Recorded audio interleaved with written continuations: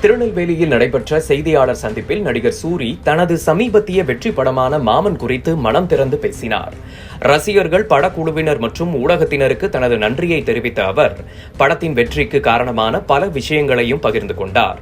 மொத்தத்தில் நடிகர் சூரியின் இந்த செய்தியாளர் சந்திப்பு மாமன் படத்தின் வெற்றிக்கு காரணமான பல விஷயங்களையும் அவரது திரைப்பயணம் மற்றும் தனிப்பட்ட கருத்துக்களையும் வெளிப்படுத்தும் ஒரு விரிவான உரையாடலாக அமைந்தது. ரசிகர்கள் மற்றும் படக்குழுவினருக்கு அவர் அளித்த நன்றி மற்றும் சமூக அக்கறையோடு அவர் பேசிய கருத்துக்கள் அனைவரின் கவனத்தையும் ஈர்த்தது.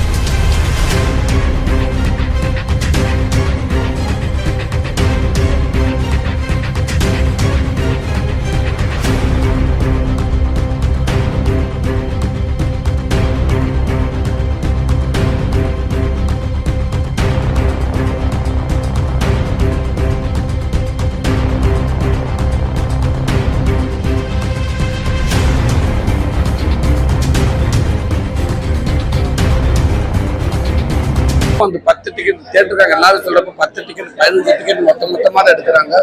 பூரா குடும்பங்களா வந்துட்டாங்க அப்படின்னு சொல்றாங்க. ஸோ என்ன நினைச்சோமோ அது அப்படியே நடந்துருச்சு. இன்னைக்கு மிகப்பெரிய ஒரு வெற்றி படமா இந்த மாமன் படம் வந்துருச்சு.